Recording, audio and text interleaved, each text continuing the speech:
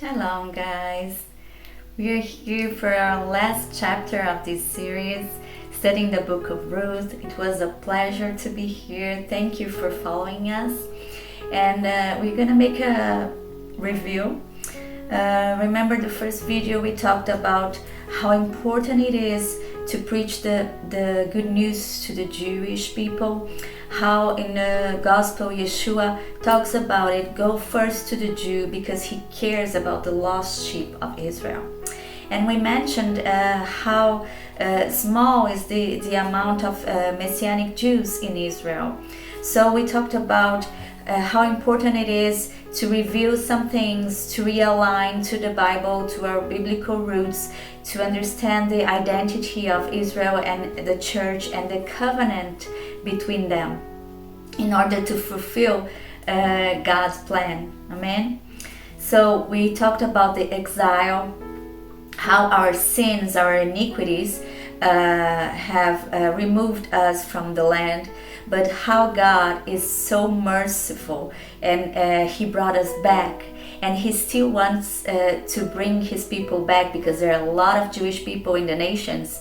So it's so important for the church to understand about Aliyah, the return of the Jewish people to the land, to understand, to pray about it, to help the Jewish people. And so when the Jewish people are back in the land, the gospel will go and spread throughout the earth so Yeshua can return. Amen.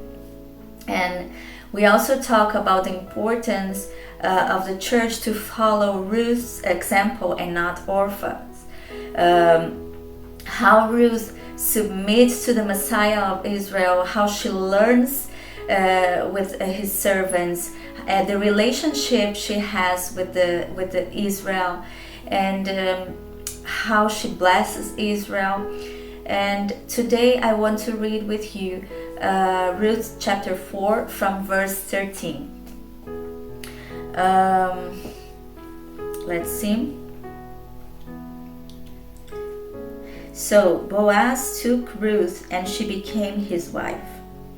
Then he went to her and the Lord enabled her to conceive, and she gave birth to a son.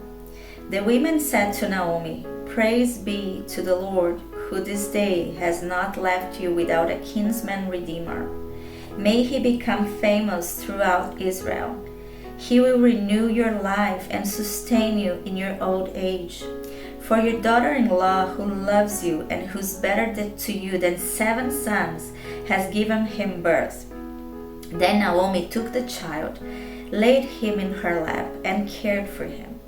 The women living there said, "Naomi has a son," and they named him Obed. He was the father of Jesse, the father of David. Amen. So we see here this covenant bring forth the grandfather of David, the king of Israel. The same way now, if we align, if we have a covenant that pleases our God, Israel and the church, we will bring forth the coming of the King. Amen. Yeshua HaMashiach, the King of Glory. Abba, thank you for this series, Lord, for teaching us through your word, for renewing us in your word, renewing our mind, Abba, and aligning us, Lord, in this beautiful path through your word, Abba, B'Shem Yeshua. And we want, through this learning, Lord, to hasten the King, the coming of the King of Glory, B'Shem Yeshua, Abba. Amen.